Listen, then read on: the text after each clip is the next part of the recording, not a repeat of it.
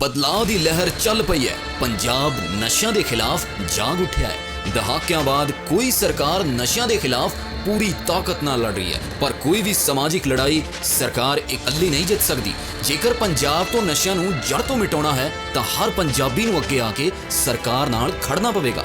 ਯੁੱਧ ਨਸ਼ਿਆਂ ਵਿਰੁੱਧ ਮੁਹਿੰਮ ਤਹਿਤ ਹੁਣ ਨਸ਼ਾ ਮੁਕਤੀ ਯਾਤਰਾ ਤੁਹਾਡੇ ਪਿੰਡ ਤੁਹਾਡੇ ਸ਼ਹਿਰ ਪਹੁੰਚ ਰਹੀ ਹੈ। ਯਾਤਰਾ ਵਿੱਚ ਸ਼ਾਮਲ ਹੋ ਕੇ ਆਪਣਾ ਫਰਜ਼ ਨਿਭਾਓ ਅਤੇ ਪੰਜਾਬ ਨੂੰ नशा मुक्त बनाओ।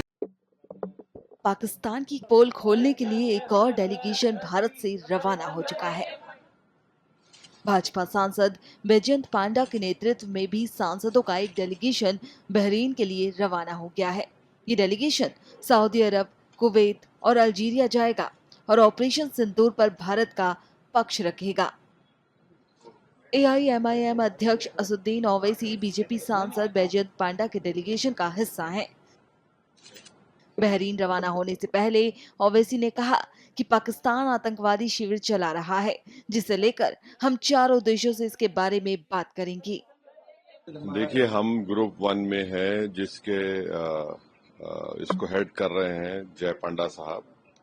तो आप जानते हैं कि हम लोग 4 ममालिक 4 कंट्रीज को जा रहे हैं। पहले बहरीन को, उसके बाद कुवैत, फिर किंगडम ऑफ सऊदी अरेबिया और आखिर में अल्जीरिया को।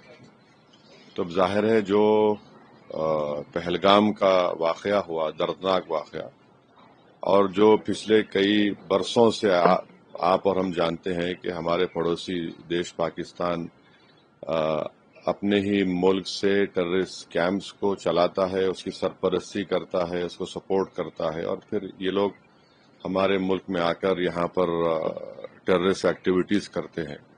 तो इन्हीं चीजों को हम इन 4 कंट्रीज में जाएंगे और उनके सामने रखेंगे। भाजपा सांसद बैजयंत पांडा ने इस दौरे को लेकर कहा, आज हमारा डेलीगेशन पश्चिम एशिया की इस यात्रा पर निकल रहा है। सबसे बड़ा संदेश वो एकता है जो भारत ने दुनिया को दिखाई है। आदरणीय मोदी जी के नेतृत्व में भारत ने जो न्यू नॉर्मल सेट किया है पिछले दशक में, यह है कि आतंकवाद के लिए हमारा 0 टॉलरेंस है। ये नया भारत है, ये जरूर हम रेस्पॉन्स देंगे, और जो कोई ऐसा हमला करने के लिए सोच रहे हैं उनको सोचना पड़ेगा कि वो बहुत महंगा पड़ेगा उनको, और ये हम करके दिखाए हैं। भारत ने करके दिखाया है ऑपरेशन सिंदूर के जरिए, और एक के बाद एक पाकिस्तान के जो झूठ है सब पकड़े जा रहे हैं। वो जो प्रकार के सब आरोप किए थे कि इंडिया भारत पर हमला किया, उनके कोई प्रमाण नहीं है। हमारे फोर्सेस ने जो कहा उसके लिए सैटेलाइट पिक्चर्स, इसके लिए विभिन्न प्रकार के इंफॉर्मेशन कोरोबोरेशन है, और आदरणीय प्रधानमंत्री जी ने जिस तरह के रिलेशनशिप्स बनाए हैं पूरे दुनिया भर, उसका भी हमें बहुत फायदा मिल रहा है। एक के बाद एक विभिन्न देशों ने हमारे समर्थन कर रहे हैं, भारत के पक्ष में बोल रहे हैं। ये मैसेज लेकिन कंटिन्यूअसली लेना है, और जो विभिन्न ग्रुप्स अभी जा रहे हैं विभिन्न देशों पर, इनका यही मैसेज रहेगा। और सबसे बड़ा मैसेज, जैसे कि मैंने कहा, कि भारत का एकता का है।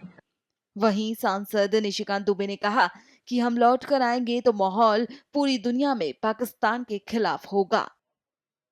जिस तरह से हम जूझ रहे हैं आतंकवाद से,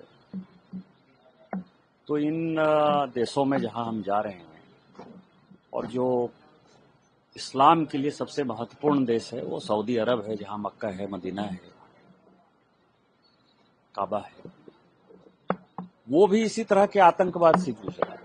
यमन एक ऐसा देश है, वो भी मुस्लिम देश है, और मुस्लिम देश जो है सऊदी अरब को लगातार परेशान करता है, लगातार तंग करता है।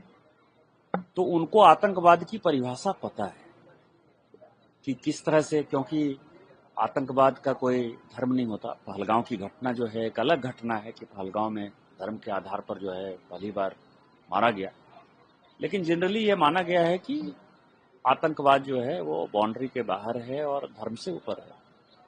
तो हम इन बातों को रखेंगे, क्योंकि सऊदी अरब के साथ साथ ही फॉरेन पॉलिसी बहरीन की भी उसी तरह से डिसाइडेड है, और एक दूसरे के प्रति जो है उन दोनों का कोऑपरेशन है।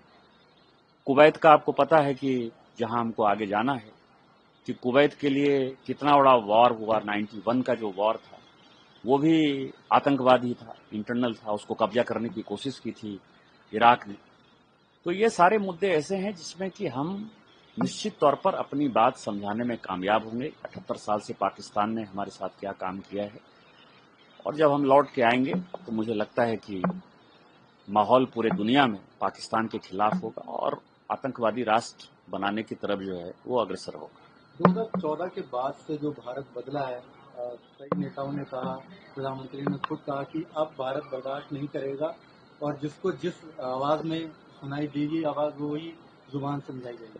कि परसों प्रधानमंत्री जी ने कई एक बातें कही जो बहुत ही महत्वपूर्ण है। एक तो उन्होंने कहा कि आतंकी कोई भी घटना हो तो उसमें आतंकवादी और पाकिस्तान की सेना दोनों के बीच में कोई डिस्क्रिमिनेशन नहीं। एक बड़ा स्टैंड है भारत का 2025 में। आप समझिए कि 1947 से जो नीतियां चल रही थी आतंकवाद के खिलाफ, वो 2025 में भारत सरकार ने कंप्लीट बदल दी है।